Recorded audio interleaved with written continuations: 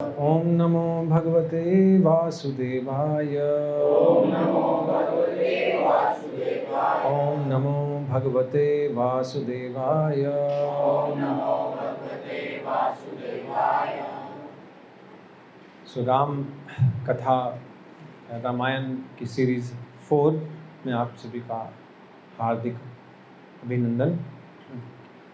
तो पीछे हम लोगों ने जो चर्चा की थी, यहाँ तक किया था कि जो देवी देवता हैं उन्होंने भगवान से प्रार्थना की और ब्रह्मा जी ने प्रार्थना की कि भगवान इस रावण से हमें, इस आतंक से इसके बचाइए हमें।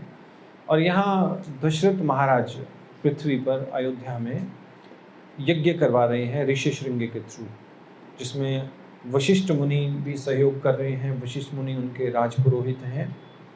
तो यहाँ तक हम लोगों ने डिस्कशन या चर्चा की थी। आज हम लोग उसके बाद का देखेंगे। तो भगवान ने आश्वस्त किया देवी देवताओं को कि आप चिंता मत करो, मैं जाऊंगा और इस रावण का जो आतंक है इसको समाप्त कर दूंगा। तो इस प्रकार ब्रह्मा जी ने भी जो है बाद में डिस्कशन हुई ब्रह्मा जी की देवी देवताओं के साथ। उससे पहले यहाँ पर एक देव पुरुष जिसने लाल वस्त्र पहने हुए थे और बहुत ही देदीप्यमान शरीर, तेजस्वी शरीर था, और उसमें उस देव जो पुरुष था उसमें सारे लक्षण दिखाई दे रहे थे। यज्ञ भूमि, जो यज्ञ कुंड था, वहाँ से प्रकट हुआ यज्ञ अग्नि से। और जब वो प्रकट हुआ, शुभ लक्षण से पता लग रहा है कि वो कोई देव व्यक्ति है। तो दशरथ महाराज ने उनसे पूछा कि मेरे लिए क्या आज्ञा है, आप बताइए कि मैं किस प्रकार से आपकी सेवा कर सकता हूँ। तो वहाँ पर वर्णन आता है कि दशरथ महाराज को ये समझ में आ गया कि मेरा यज्ञ जो है सफल हो गया। देव पुरुष आ गया, मतलब मुझे पुत्रेष्टि, जो यज्ञ मैंने किया है, जो आहुति दी है, अब मुझे उसका फल मिलेगा। वो उसी प्रकार प्रसन्न थे जैसे कोई निर्धन व्यक्ति धन पाकर संतुष्ट होता है, खुश हो जाता है, जिसके पास धन नहीं है। और उस देव पुरुष ने एक पायसम, या आप समझ लो भी खीर का एक कटोरा जो सुनहरी पात्र में था, वो दशरथ की ओर बढ़ाया कि आप इसे स्वीकार कीजिए और ये अपनी रानी को दीजिएगा और इससे आपका जो मनोरथ है वो पूर्ण होगा। तो वहाँ पर फिर दशरथ महाराज ने उसके 4 हिस्से किए थे, लेकिन उन 4 हिस्सों का भी एक महत्व है। सबसे जो प्रिय रानी थी वो कौन थी? कैकेयी थी। लेकिन आपको हैरानी होगी, अब यहाँ तो मैं चार्ट बना नहीं सकता, लेकिन मैं आपको बता देता हूँ कि जो आधा हिस्सा है 50%, आप एक सर्कल बना लो, उसको आधा काट दो। वो आधा जो खीर का हिस्सा था वो कौशल्या को दिया था। बाकी जो आधा बचा, उसका, उस आधे का यानी कि 25%, आधे का आधा यानी 25% वो उन्होंने दिया था सुमित्रा को। बाकी कितना बचा? 25%। फिर 25% का आधा 12.5% वो दिया था कैकेयी को, और बाकी जो 12.5% बचा था वो फिर दशरथ महाराज ने कौशल्या को कहकर सुमित्रा को दिया था। क्यों? प्रिय रानी कौन थी? मिला कितना? क्यों मिला? आचार्य वहां पे टीका करते हैं कि वो जो कैकेयी थी वो प्रिय रानी थी, लेकिन वो सिर्फ क्या कहते हैं उसे, ऐश्वर्य के लिए थी। यानी कि ऐश्वर्य के समझ लो, या आप समझ लो कि घूमने फिरने के लिए थी। लेकिन जब धर्म की बारी आई, धर्म का पालन करने की बारी आई, तो जो, क्योंकि दशरथ महाराज भी धर्म का पालन कर रहे हैं, तो धर्म की दृष्टि से कौशल्या जो थी सबसे श्रेष्ठ थी, इसलिए उसे आधा भाग दिया। उसमें कुछ आचार्य इस प्रकार से भी लिखते हैं, पत्नी एक थी, 2 भार्यां थी, बाकी रानियां थी। अब पत्नी, भार्या, फिर रानी, इसमें भी डिफरेंस होते हैं, समझ गए? तो यहाँ कौशल्या जो थी एकमात्र पत्नी थी, बाकी 2 भार्यां थी, इस तरह से आप समझ सकते हो। तो इसलिए जो आधा भाग है वो कौशल्या को दिया गया। तो जब भी ऐसा कोई कार्य किया जाए, जब धर्म की बारी आए या धार्मिक अनुष्ठान हो, तो तब उस समय ये नहीं देखना चाहिए कि कौन मेरा प्रिय है, ये देखना चाहिए कि धर्म की दृष्टि से कौन श्रेष्ठ है। यहाँ तक कहा गया। अब ये जैसे प्रसाद होता है ना, लंगर होता है, भंडारा होता है, तो जो अपने प्रियजनों को पहले देता है और उसे विशेष पनीर निकाल निकाल के देता है, होता है ना, या पैक करके देगा उसको भी, तू ले जा, बाकियों को बाद में देखेंगे। दे दिया आपने, अधर्म कर दिया। धार्मिक अनुष्ठान में भी अधर्म कर दिया, नहीं कर सकते। कहते उसे कुत्ते की ऊनी मिलती है। सीनियोरिटी वाइज जो श्रेष्ठ है धर्म की दृष्टि से, सीनियर बैठा है, तो चाहे कोई कितना ही आपका प्रिय बैठा हो, जो श्रेष्ठ व्यक्ति है पहले उसी को सर्व किया जाएगा धर्म की दृष्टि से। ऐसा नहीं हो सकता। हाँ, कोई बूढ़ा है, बच्चे हैं, उनको पहले दिया जा सकता है, लेकिन इस दृष्टिकोण से नहीं दिया जा सकता कि ये मेरा अपना है, मैं इसको पहले दे दूं। फिर आप, इसका मतलब है सेवा करने के लिए उपयुक्त नहीं हो, अभी आपकी चेतना बहुत निम्न है। तो प्रसाद बांटना भी बहुत बड़ी सेवा है। तभी हम लोग जब जन्माष्टमी करते हैं तो हम क्या कहते हैं, 56 भोग बांट दो सबको, कोई भेद मत करना, अपने लिए कुछ भी मत रखना, दे दो, जस्ट गिव। ये भावना होनी चाहिए। अब ये सारी चीज़ें कहाँ से आएंगी? जब आप धर्म पढ़ोगे, आपको ज्ञान होगा। तो दशरथ महाराज ने ये बहुत ही धर्म की शिक्षा दी। और जो सूर्य नारायण है, वहाँ इक्ष्वाकु कुल जो है कहाँ से शुरू होता है मालूम है आप लोगों को? सूर्य वंश जो है, तो भगवान कहाँ पर प्रकट हुए? सूर्य वंश में। कृष्ण कहाँ प्रकट हुए थे? तो ये जो सूर्य वंश है, तो भगवान का कोई वंश नहीं है, ये समझ लो।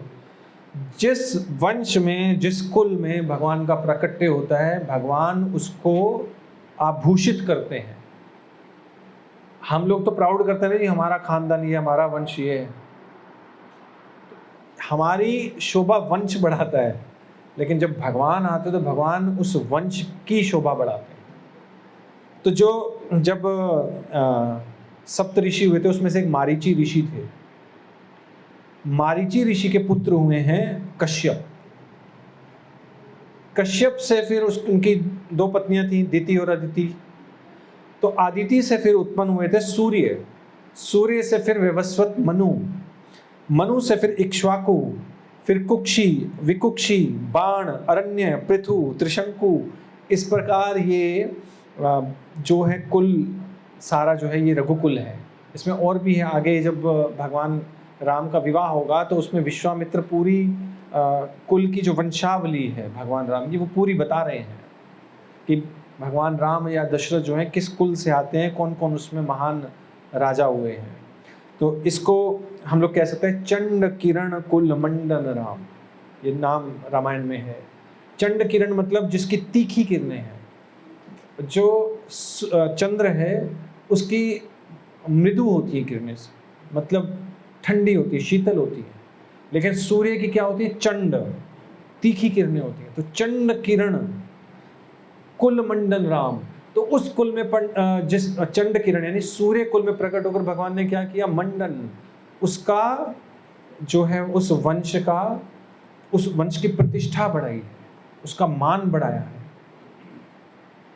तो ये उस राम के बारे में बता रहे हैं। उसके बाद ब्रह्मा जी जो हैं, ब्रह्मा जी ने वानरों को सभी को कहा कि अब भगवान विष्णु प्रकट होंगे तो तुम सभी लोग देवी देवताओं को बोला कि तुम वानरों के रूप में पूरी पृथ्वी पर छा जाओ। पूरी पृथ्वी मतलब अलग अलग जो यक्ष हैं, किन्नर हैं और रीछ हैं, इन सब से तुम जो हैं संतान उत्पन्न करो। और वानर यानी ये नॉर्मल बंदर नहीं थे, वानर, क्या ये नर है? इसका मतलब ये है वानर कि नर जैसे लगते थे लेकिन नर नहीं थे, लेकिन पशु भी नहीं थे यानी कि बंदर भी नहीं थे, एक अलग ब्रीड थी। या आप ये कह लो अयोध्या जो है वो नगरी कौन सी है जहाँ पर सबसे कुलीन लोग रहते हैं, सबसे सभ्य लोग रहते हैं, अयोध्या। और लंका क्या है? राक्षस लोग रहते हैं, सबसे असभ्य जाति के लोग रहते हैं। और बीच में क्या आ गया? मनुष्य और राक्षसों के बीच में वानर। ना वो राक्षस हैं और ना वो मनुष्य हैं, बीच के थे। तो बहुत, और असल में जब ये रावण वहाँ गया था कैलाश में, तो वहाँ पर उसने नंदी का अपमान कर दिया था कि इसकी शक्ल देखो वानर की तरह है।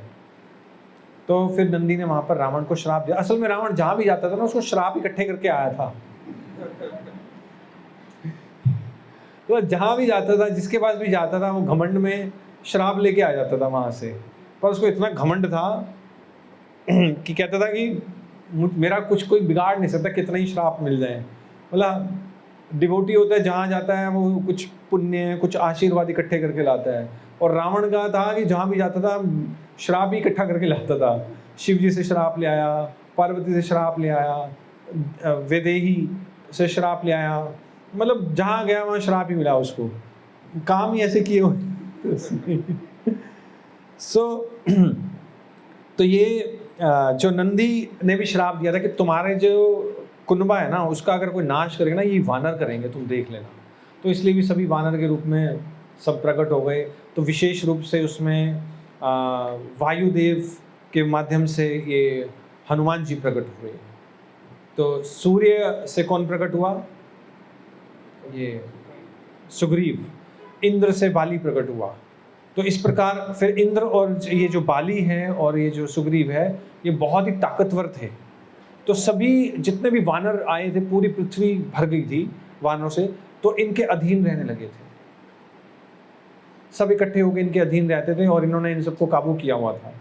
तो विशेष रूप से बाली का वर्णन आचार्य लिखते हैं भी इसलिए आ रहा है इस चैप्टर सर्ग 17 में, कि बाली का वर्णन इसलिए आ रहा है क्योंकि बाली ने वैसे तो राम भगवान की सहायता नहीं की, लेकिन अप्रत्यक्ष रूप से भगवान राम की सहायता की है अंगद के रूप में।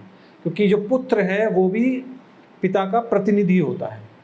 अगर पुत्र सेवा कर रहा है तो वो पू नामक नरक जो है वहाँ से त्रायते, मुक्त करता है।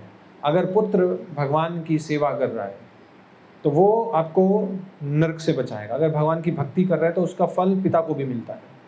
तो इसलिए आचार्य लिखते हैं कि जो वाली है उसका नाम इसलिए मेंशन है यहाँ पर विशेष रूप से क्योंकि उसके पुत्र अंगद ने राम भगवान की विशेष सेवा की थी। एक टुकड़ी लेके गया था जिसमें हनुमान जी भी थे और फिर सीता देवी को खोजा भी था, फिर रावण को धमका के भी आया था, वो आगे आएगा। और अब यहाँ पर एक और प्रश्न आता है कि भगवान ने बाली के साथ समझौता क्यों नहीं किया, सुग्रीव के साथ समझौता क्यों किया? है नहीं प्रश्न। बाली शक्तिशाली था या नहीं था? और उसने रावण को भी अपने पाश में दबा के पूरी पृथ्वी का चक्कर लगा दिया था। राम भगवान को तो सीता मिल जाती। तो बाली के साथ समझौता क्यों नहीं किया? राम भगवान ने सुग्रीव के साथ क्यों किया?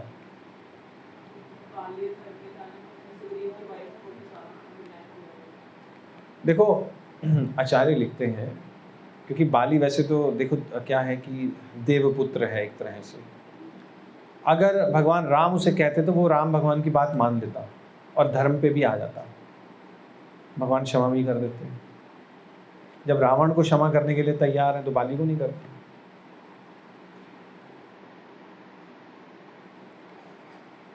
तो जिस प्रयोजन से, आचार्य लिखते हैं, जिस प्रयोजन से राम धरती पर आए थे वो प्रयोजन पूरा नहीं होता, क्योंकि रावण तो पहले ही बाली से हार चुका था। और बाली ने अगर कह देता रावण को कि तू सीता को दे दे, नहीं तो फिर मैं ही आ रहा हूँ, तो रावण क्या करता? हाथ जोड़ के देने आ जाता। इसलिए आचार्य कहते हैं कि बाली से भगवान ने इसलिए समझौता नहीं किया कि वो शरणागत हो जाता, सरेंडर कर लेता, इसलिए छुप के मार रहे, तो चलो कई रीज़न है वो बाद में आएंगे। तो यहाँ आचार्य इतना जरूर लिख रहे हैं। और एक चीज़ और लिख रहे हैं कि अगर देवी देवता वानर के रूप में आ सकते हैं तो भगवान विष्णु मनुष्य के रूप में क्यों नहीं आ सकते?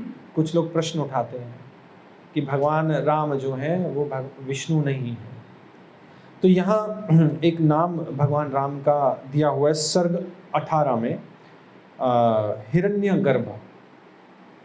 हिरण्यगर्भ भगवान राम को कहा गया है 18वें सर्ग के 23वें श्लोक में। हिरण्यगर्भ का मतलब मालूम है आपको क्या होता है? हिरण्यगर्भ, हाँ, जो सृष्टि पालन और संहार करने में समर्थ है और जिसका कोई कारण नहीं है, उसको कहते हैं हिरण्यगर्भ। तो राम भगवान को यहाँ पर हिरण्यगर्भ कहा गया है। और फिर जब भगवान का प्राकट्य हुआ तो फिर उनका 12वें दिन नामकरण किया गया। वशिष्ठ मुनि ने भगवान राम का नामकरण किया। और लक्ष्मण को इस सर्ग में, इस अध्याय में बही प्राण कहा गया है।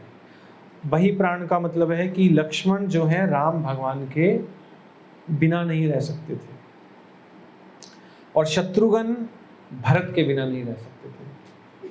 तो दोनों, ये दो सेट्स थे जिसका हमने पहले अध्याय में या पहले सेशन में हमने इसकी चर्चा की थी, इसलिए हम लोग इसकी डिटेल में नहीं जाएंगे।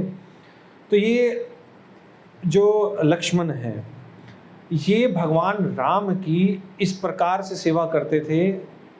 तो ये विशेष रूप से वर्णन आता है कि जैसे अपने शरीर से भी अधिक राम की सेवा करते थे, यानी अपने शरीर की भी चिंता नहीं करते थे कि उसे क्या हो रहा है क्या नहीं हो रहा, देखते भी नहीं थे। तो भगवान की सेवा कैसे करनी चाहिए, भगवान का प्रिय कैसे बन सकते हैं? क्योंकि इस संसार में हम लोग हर वस्तु दे सकते हैं लेकिन अपना शरीर देना बहुत कठिन है। अपने शरीर का कोई अंग काट के देना वो बहुत कठिन है।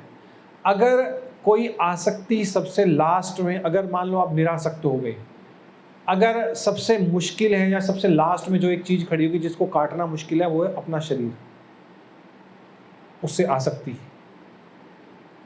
वे सब कुछ दे सकते हैं, अपना शरीर नहीं छोड़ सकते, है ना। शरीर से प्रेम है, क्योंकि जब शरीर पे अपने बात आती है तो फिर बंधु बांधव जो हैं, रिश्तेदार हैं, उनको भी हम लोग कई बार कह देते हैं भैया अभी तो रेस्ट करने का टाइम है, बाद में देखना है, तंग मत कर, अभी बुखार हो रखा है, अभी परेशान हो गए हैं, पहले अपना शरीर है बाकी काम बाद में है।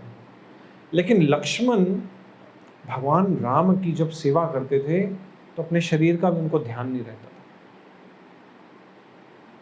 जब भगवान राम घुड़सवारी करते थे या तीरंदाजी करते थे तो लक्ष्मण पीछे पीछे घोड़ा लेके चलते थे और उनके लिए तीर लेके चलते थे। It was like that. और भरत और शत्रुघ्न इस प्रकार से रहते थे। और यहाँ फिर लक्ष्मण आचार्य कह रहे हैं श्रीमद दशरथ नंदन राम, ये राम कौन है? तो दशरथ महाराज जब राम भगवान को इस प्रकार देखते थे, एक तो है दशरथ नंदन राम कि दशरथ के पुत्र हैं। राम किस प्रकार प्रकट हुए? दशरथ के पुत्र के रूप में, यानी भगवान पुत्र बनने के भी तैयार है। हम उस चीज के लिए तैयार हैं या नहीं है वो अलग बात है। और दूसरा, दशरथ नंदन का मतलब ये भी हो कि दशरथ को आनंद देने वाले हैं, आनंद देते थे राम भगवान अपने क्रियाकलापों से, अपने गुणों से, अपने सौम्यता से, अपने स्वरूप से, अपनी सज्जनता से। दशरथ का हृदय गदगद हो जाता था राम को देखकर। और जब प्रजावासी मंत्री सब दशरथ राम भगवान की प्रशंसा करते थे तो दशरथ को संशय हो जाता था कि क्या मैं ठीक नहीं हूँ क्या? राम की इतनी प्रशंसा करते हैं कि क्या मैंने कुछ गड़बड़ की है क्या? कि मैंने 60,000 वर्ष राज्य किया है, लेकिन ये प्रशंसा राम की इतनी ज्यादा करते हैं। मुझे अपने आप पे संशय हो जाता था कि मुझ में तो कोई कमी नहीं रह गई है। लेकिन बड़ा सुख मिलता था दशरथ को राम भगवान की इस प्रकार स्तुति सुनकर। और फिर कहते हैं कि कौशल्या सुख वर्धन राम, कौशल्या को भी सुख देते थे, वात्सल्य रस का आनंद देते थे राम भगवान। तो वाल्मीकि रामायण में हमने जैसे पहले भी बताया है कि भगवान की वात्सल्य लीला का वर्णन ज़्यादा नहीं है वाल्मीकि रामायण में, कुछ और पुराणों में दिया हुआ है। लेकिन क्योंकि हमारा जो ज़्यादा ध्यान है वाल्मीकि रामायण पे है, इसलिए हम लोग और पुराणों से रेफरेंस जो है नहीं ले रहे हैं, जितना है उतना बता रहे हैं। और राम और कृष्ण ये उसके बाद राम जो है बड़े हो गए हैं। लगभग आचार्य लिखते हैं कि राम भगवान की उम्र 15 वर्ष से कुछ महीने ऊपर हुई, 15 वर्ष से कुछ ऊपर, किशोर अवस्था है, 16 वर्ष के नहीं हुए अभी। तो वहाँ पर उनके यहाँ विश्वामित्र आए, विश्वामित्र। और विश्वामित्र जब आए और राम, तो उन्होंने जो दशरथ जी हैं उन्होंने खूब विश्वामित्र का वेलकम किया कि आप आए हैं, आपका बहुत बहुत धन्यवाद है, आपको देख कर ही हमारा मंगल हो गया, आपके चरण पड़े हमारे घर में। और फिर वहाँ पर विश्वामित्र ने कुछ चीज़ें पूछी दशरथ महाराज से कि आप अपने जो अतिथि आते हैं उनका सत्कार सही से कर रहे हैं? तो जो देव कर्म है, देव यज्ञ हैं, पुण्य है, दान है, प्रजा का पालन है, ये सब सही से हो रहा है, सब सुख में है? तो दशरथ महाराज ने कहा कि सब कृपा है, तो मेरा जीवन आपके आने से सफल हो गया, तो आप मुझे बताइए कि आपका क्या प्रयोजन है। तो विश्वामित्र ने कहा कि मैं हिमालय से नीचे यहाँ पर एक यज्ञ करने आया था, तो मुझे राम चाहिए यज्ञ की रक्षा के लिए। आप संदेह ना करें, क्योंकि उन राक्षसों को तो मैं अकेला निपटा सकता हूँ, लेकिन यज्ञ करते समय हमें क्रोध नहीं करना होता, किसी को श्राप नहीं दे सकते, तो तपोबल नष्ट हो जाता। विश्वामित्र से ज़्यादा अधिक कौन जान सकता है। हम लोग जब विश्वामित्र की हिस्ट्री के बारे में सुनेंगे तो बताऊंगा कि कितनी बार उनकी तपस्या भंग हुई और कितनी बार उन्होंने संकल्प लेके दोबारा तपस्या की, तब जाके वो ब्रह्म ऋषि बने। तो उन्होंने कहा कि तो मैं चाहता हूँ कि आप राम को मेरे पास भेज दीजिए, मैं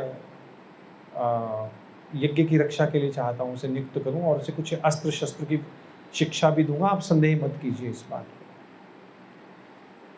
तो फिर दशरथ जी पहले तो परेशान हो गए सुनकर, फिर उन्होंने पूछा कि चलो ये बताइए कि, उन्होंने कहा कि मैं चलता हूँ, मैं इतने सालों से युद्ध कर रहा हूँ, मेरी अक्षौणी सेना आपके साथ रहेगी, तो आप मुझे बताइए, आज्ञा दीजिए।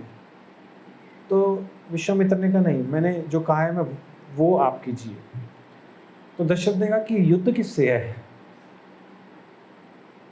क्योंकि दशरथ महाराज आचार्य लिखते हैं कि क्यों नहीं जाने देना चाहते थे, क्योंकि अगर राम जो है धर्म का प्रतीक है, अगर धर्म पर चला गया राज्य से तो कुछ भी शेष नहीं रहेगा, धर्म मुख्य है। इसलिए दशरथ महाराज नहीं चाहते थे कि राम जाए, धर्म, क्योंकि धर्म का प्रतीक है राम। तो यहाँ पर फिर जो है राम को जब उन्होंने कहा कि ये जो मारीची और सुबाहु, ये दो राक्षस हैं, ये आके तंग करते हैं और यज्ञ को खराब करते हैं, और ये रावण के सहयोगी हैं। रावण तो नहीं आता है छोटे मोटे यज्ञ को तंग खराब करने, लेकिन ये लोग आते हैं, खराब कर जाते हैं। तो उनका नाम सुनते ही दशरथ जो हैं मूर्छित हो गए, बहुत ही परेशान हो गए कि मैं क्या करूं। कितनी घड़ी था, 1 या 2 घड़ी मूर्छित ही पड़े रहे। जब होश आया तब जो है विश्वामित्र ने कहा, वशिष्ठ मुनि ने कहा, विश्वामित्र का इतिहास सुनाया और दशरथ महाराज को समझाया कि आप चिंता मत करो, इनके पास बहुत सारे अस्त्र शस्त्र हैं और इन्होंने तो त्रिशंकु को भी स्वर्ग भेज दिया था आपके ही वंश में, मतलब चंडाल में के शरीर में सीधा, और नया स्वर्ग ही बना दिया था। तो आप चिंता मत कीजिए, आप भेज दीजिए राम को, आप संशय मत कीजिए। और विश्वामित्र ने भी कहा कि मैं ये सोच के आया था कि आप अपने वचन का पालन करेंगे, लेकिन आप अपने वचन का पालन नहीं करना चाहते तो मुझे आपसे कुछ नहीं चाहिए, फिर मैं जा रहा हूँ। तो दशरथ महाराज जो हैं मान गए कि चलो ठीक है। लेकिन कुछ कारण आचार्य लिखते हैं कि दशरथ महाराज क्यों मना कर रहे थे। एक कारण था कि राम जो थे अभी 16 वर्ष के नहीं थे। अगर किसी को युद्ध भूमि में भेजना हो, शास्त्रों में लिखा है कि उसकी आयु 16 वर्ष होनी चाहिए। दूसरा, राम जो है धर्म का प्रतीक थे। तीसरा, ये ध्रुव को मनु ने कहा था कि किसी भी यक्ष को नहीं मारना चाहिए, और ये जो मारीची और सुबाहु हैं ये यक्ष के पौत्र थे। इसलिए ये जो दशरथ महाराज हैं ये नहीं चाहते थे कि इनका वध हो। और इसके अलावा फिर रामायण में दिया हुआ है कि एक अक्षौणी सेना में क्या होता है, कितने सैनिक होते हैं, कितने घोड़े होते हैं, कितने हाथी होते हैं। तो इसमें आप लोग ये नंद और उपनंद जो हैं यक्ष थे, इनके पुत्र थे ये सुबाहु और मारीची। एक रथ, एक हाथी, 3 घोड़े और 5 सिपाही, इनको मिलाकर बनता है एक पति। एक पति यानी 3 पति जब मिल जाते हैं तो उसे कहते हैं सेनामुख। 3 सेनामुख से मिलता है एक गुलम, 3 गुलम से बनता है एक गण, 3 गण से बनता है एक वहिनी, 3 वहिनी से एक प्राण, और 3 प्राण से एक चमू, 3 चमू से अंकिनी, और 10 अंकिनी को कहते हैं एक अक्षौणी। इतनी दशरथ महाराज के पास सेना थी जो भेजना चाह रहे थे। लेकिन बाद में दशरथ ने ये भी कह दिया कि अगर मैं खुद लड़ने जाऊं और पूरी अक्षौणी सेना भी ले जाऊं तो मारीची और सुबाहु का हम लोग मुकाबला नहीं कर सकते, क्योंकि वो राक्षस हैं। और अगर हम लोगों ने उनको मार भी दिया या भगा भी दिया तो रावण को गुस्सा आ जाएगा, फिर रावण लड़ने आएगा, और उससे तो पूरे संसार में कोई नहीं लड़ सकता। तो ये कुछ ऑब्जेक्शंस थे दशरथ के। लेकिन वशिष्ठ मुनि के समझाने पर दशरथ महाराज बहुत ही दुखी और भारी हृदय से उन्होंने राम को आशीर्वाद, राम और लक्ष्मण दोनों को भेजा। विश्वामित्र ने राम को कहा था, लेकिन फिर उन्होंने दोनों को बुलाकर भेजा और उन्हें आशीर्वाद दिया, उनका माथा सूंघा। उन्होंने कहा कि राम, तुम विश्वामित्र का कहना मानना, वो जो कहेंगे वो तुम करना। ये पिता की आज्ञा थी। तो राम भगवान जो थे उन्होंने कहा ठीक है हम लोग। तो जब रास्ते में संध्या होने वाली थी तो दोनों इस प्रकार, तीनों, विश्वामित्र आगे आगे चल रहे हैं, राम लक्ष्मण पीछे पीछे चल रहे हैं। तो इस प्रकार प्रतीत हो रहे थे जैसे कि 3 सर्प चल रहे हैं, बहुत ही नागिन की तरह स्पीड से चल रहे थे, तेजी से। और जब इस तरह से तीनों जा रहे थे और भगवान राम ने तीर लिया, धनुष लिया हुआ है, तरकश लिया हुआ है, पीछे लक्ष्मण है, उनके पास भी धनुष है, तरकश है, और पीछे पीछे चले जा रहे हैं। और रास्ते में फिर विश्वामित्र ने कहा कि आप स्नान कर लो राम, मैं तुम्हें 2 विशेष विद्याएं दूंगा। 2 विद्याएं, और भी बहुत सारे अस्त्र शस्त्र दिए थे, लेकिन 2 विद्याएं उससे पहले दी, अस्त्र शस्त्र देने से पहले, और वो थी बल और अति बल। बल और अब ये बल और अतिबल क्या है? तो विश्वामित्र ने कहा कि ये दोनों मंत्र मैं तुम्हें दे रहा हूं, अगर तुम ये दोनों पढ़ोगे मंत्र तो तुम्हें भय नहीं रहेगा और थकान नहीं होगी, उत्साहित रहोगे। अतिबल मतलब उत्साह आ जाएगा, अतिबल। बल मतलब कि डर नहीं रहेगा। ये ध्यान रखने वाली बात है, क्योंकि और रात को फिर राम चटाई पर ही सोए। वो राम जो मखमल के गद्दे पे सोते थे, राजकुमार हैं, लेकिन यहाँ तो खबरें छप जाती हैं किसकी, आर्यन खान की, कि जेल में सोए, दिन रात टीवी वाले चिल्लाते रहते हैं कि जैसे कि आर्यन खान नहीं हो गया तो बहुत बड़ा राजा का बेटा हो गया, एक छोटी मोटी सेलिब्रिटी है, उसका पुत्र है। लेकिन आप ये देखिए कि यहाँ पर राम भगवान राजा के पुत्र हैं। और अयोध्या के जो दशरथ राजा जो थे, उन्होंने अश्वमेध यज्ञ किया था। पूरी पृथ्वी पर उनका एक छत्र राज्य था। सभी मानते थे कि दशरथ जो है सुप्रीम राजा हैं, सम्राट हैं। उनके पुत्र चटाई पे सोए। वाल्मीकि जी ने इसने नोट किया उसको कि चटाई पर सोए। और फिर विश्वामित्र ने सुबह अगले दिन राम और लक्ष्मण दोनों को उठाया। विश्वामित्र असल में राम भगवान से इतने आकर्षित थे, उनको पता है कि भगवान है, वो प्रतीक्षा नहीं कर पा रहे थे, तो उठा देते थे कि जल्दी से उठो, मैं बात करूं इनसे। तो उनको उठाया और आगे एक आश्रम था, अंगराज राज्य में एक आश्रम था, वहाँ ठहरे। तो राम भगवान में बड़ा कौतूहल, उत्सुकता थी।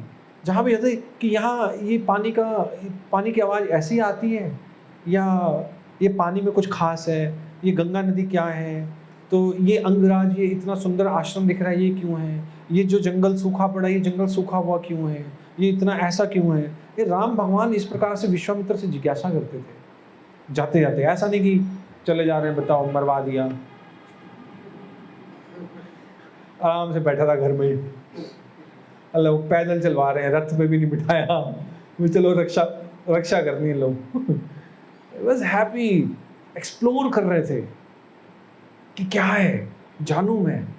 वैसे शिक्षा हुई उनकी, वशिष्ठ मुनि ने उनको सब शिक्षा दी, लेकिन फिर भी जिज्ञासा थी। तो उन्होंने फिर बताया विश्वामित्र ने कि ये अंग देश है, यहाँ असल में शिवजी ने कामदेव को भस्म किया था, क्योंकि उसने कामदेव ने देवताओं के प्रयोजन के लिए शिवजी की तपस्या भंग कर दी। तो उसके जहाँ जहाँ अंग गिरे कामदेव के, तो वहाँ पर ये अंगराज जो है, ये अंग देश बसा है। और फिर गंगा और सरयू का जो समागम स्थल है, वहाँ पर वहाँ से उन्होंने नौका पार की, गंगा और सरयू नदी के समागम स्थल से। और फिर उसके बाद ब्रह्मा के मन से जो मानसरोवर बना है, वहाँ से निकली है सरयू नदी।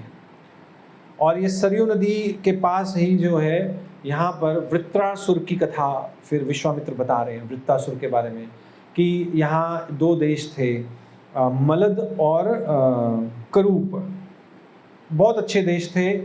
यहाँ क्या हुआ कि इंद्र ने जब इसका वध किया था वृत्रासुर का, तो उसको ब्रह्म हत्या का पाप लगा था, ब्राह्मण हत्या, क्योंकि वैष्णव था ये वृत्रासुर, था असुर लेकिन था तो भगवान का भक्त, तो उसको पाप लग गया। तो पाप के रूप में एक बुढ़िया उसके पीछे पड़ गई, तो यहाँ छुप के रह रहा था ये इंद्र। तो यहाँ इसने स्नान जब किया इंद्र ने, तो उस पाप की जो गंदगी थी जब इस क्षेत्र पर गिरी, तो फिर इंद्र ने आशीर्वाद दिया था कि ये नगर खूब फलेंगे फूलेंगे।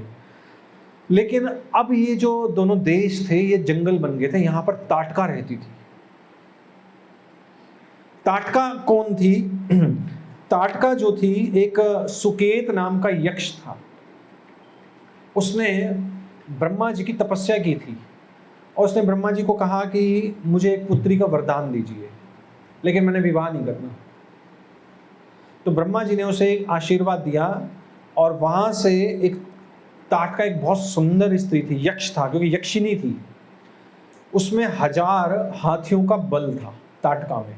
क्योंकि राम भगवान ने पूछा कि ये जंगल जो है, ये इतना सुनसान क्यों है, और ये ताटका इतनी तो विश्वामित्र बता रहे हैं कि ये ताटका यहाँ रहती है तो सारे यहाँ से भाग गए, कोई रहता ही नहीं, इसलिए बड़ा बड़ा भयानक जंगल बन गया है, कोई रहने लायक छोड़ा नहीं, ये खा जाती है लोगों को। तो राम भगवान पूछ रहे हैं भी इतनी बलशाली कैसे बनी और है कौन ताटका? तो बता रहे हैं कि फिर ये जो सुकेत यक्ष है, इसने अपनी बेटी जो थी ताटका, ताड़का कहते हो आप लोग, वैसे ताटका लिखा हुआ शास्त्रों में, इसका विवाह किया सुंद नाम के पति से। लेकिन ये जो सुंद था, इसका झगड़ा हो गया अगस्त ऋषि से। अब अगस्त ऋषि भी बड़े गुस्से वाले, उन्होंने सुंद को श्राप देके मार डाला। तो ये सुंद को जब मार डाला, ताटका जो थी अपने बेटे के साथ, मारीची के साथ मारने दौड़ी अगस्त ऋषि को। तो अगस्त ऋषि ने फिर क्या किया, श्राप देकर दोनों को राक्षस बना दिया। तब फिर ये जो ताटका है ये यहाँ पर रहने लगी। रावण की सहायता से इसने इस जंगल को पूरा खाली कर दिया। तो इसलिए ये जो मारीची है ये यक्ष है, ताटका भी यक्ष की पुत्री है, लेकिन अगस्त्य का इसको श्राप मिला हुआ है। लेकिन फिर वहाँ विश्वामित्र कह रहे हैं कि राम, जब तुम ताटका को मारोगे तो तुम ध्यान रखना कि वो राक्षसी है, स्त्री के रूप में मत देखना उसको, उसे मार देना और इसके उत्पात से तुम जो लोग हैं उनको भय से मुक्त करो। तो राम भगवान ने कहा कि मेरे पिताजी ने मुझे कहा था कि मैं आपकी आज्ञा का पालन करूं, आप जैसा कहेंगे मैं वैसा करूँगा। तो भगवान राम ने प्रत्यंचा जोर से ऐसे खाली घुमाई और बहुत झंकार हुई उसकी, और उससे जो ताटका है वो उसको सुनाई जब दिया, उसने कहा कि कोई मुझे ललकार रहा है। तो बहुत भयंकर आवाज़ करते हुए आई। तो राम भगवान ने उसे तीर मारकर उसके दोनों हाथ काट दिए और पैर काट दिए, लेकिन मारा नहीं, किसी स्त्री है रहने देता हूँ। तो यहाँ फिर विश्वामित्र ने कहा कि रात हो रही है, इसे मार दो तुम, क्योंकि फिर वो ऊपर से पत्थर बरसाने लगी थी, मायावी थी, उसमें बहुत सारी विद्याएं थी, क्योंकि यक्षों के पास बहुत सारी विद्याएं होती हैं। तो भगवान को उसने विश्वामित्र ने कहा कि तुम इसे मार दो। तो फिर राम भगवान ने देर नहीं की और उसे उसका वध कर दिया। तो कैसे वध किया? तो वो भगवान हिचक क्यों रहे थे ताटका को मारने के लिए? क्या शिक्षा दे रहे हैं? और ताटका को मारने से पहले बल और अतिबल, ये दो शस्त्र दिए, मंत्र दिए। तो ताटका किस चीज का प्रतिनिधित्व करती है? हमारे जीवन में क्या है?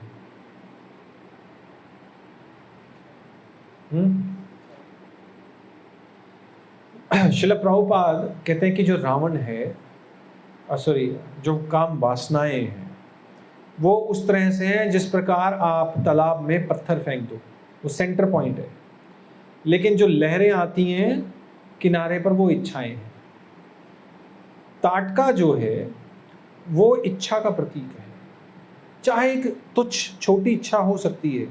इसलिए भगवान राम ने कहा कि चलो इसे निर्जीव कर देते हैं, मतलब किसी को हानि ना पहुंचा सके, मारते नहीं है।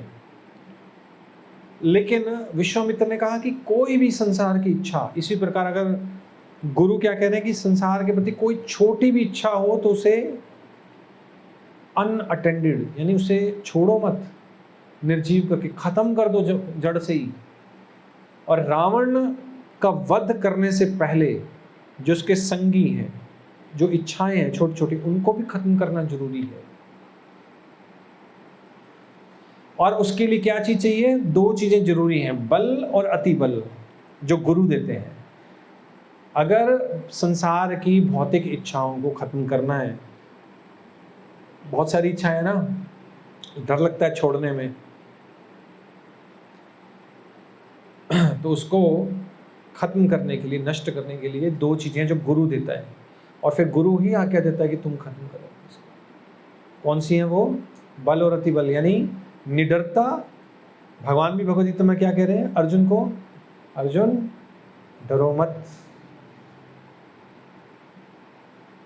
66वें श्लोक में कह रहे हैं ना, सर्वधर्मान् परित्यज्य माम एकम शरणं व्रज अहम त्वाम सर्व पापे भयो मोक्षयामि मा शुचि। और दूसरा उत्साह। उत्साह के बिना जो भक्ति है वो निर्जीव हो जाएगी।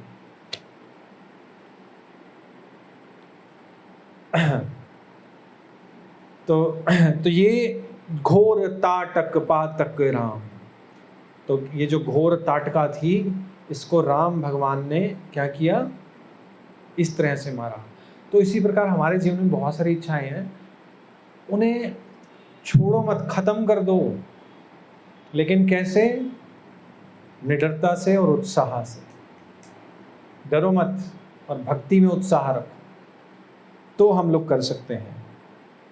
और दूसरा एक और शिक्षा मिलती है कि जब भी किसी व्यक्ति से व्यवहार करना हो, तो ये उसका बाह्य रूप मत देखो कि वो कितना सुंदर है या वो कितना प्रभावशाली है। ये देखो कि वो है क्या। राम भगवान पहले उसको क्या देख रहे हैं? स्त्री देख रहे हैं। लेकिन गुरु बताते हैं कि स्त्री मत देखो, पहले क्या देखो? राक्षसी है। उसी प्रकार संसार में कोई वस्तु कितनी ही प्रशंसनीय क्यों ना हो, लेकिन पहले ये देखो कि भाई हमारे भक्ति के मार्ग में ये क्या है, कितना हमारे लिए सहायक है या बाधा है, फिर उससे डील करो। उसके बाह्य रूप में मत जाओ कि लोग इसको इतना चाहते हैं। जैसे सनातन गोस्वामी, उन्होंने पारसमणि को कूड़ेदान में फेंका हुआ था। वो एक शिवजी का भक्त आया था सनातन गोस्वामी के पास, उसने कहा कि शिवजी ने मुझे भेजा है, आप मुझे पारसमणि दे दो। तो सनातन गोस्वामी ने कहा कूड़े में पड़ी, उठा ले। उस उठा के चलता मैंने, वो बाद में कहता कुछ गड़बड़ है, पारसमणि ऐसे ही रखी हुई कूड़े में, कुछ इससे भी बढ़िया चीज़ होगी।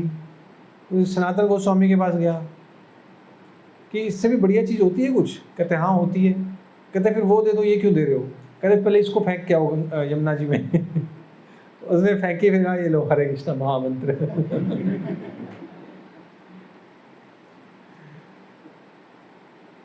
तो इस तरह से घोर ताटक पातक राम। Thank you. हरे कृष्णा। श्रील प्रभुपाद की, भगवान रामचंद्र की जय।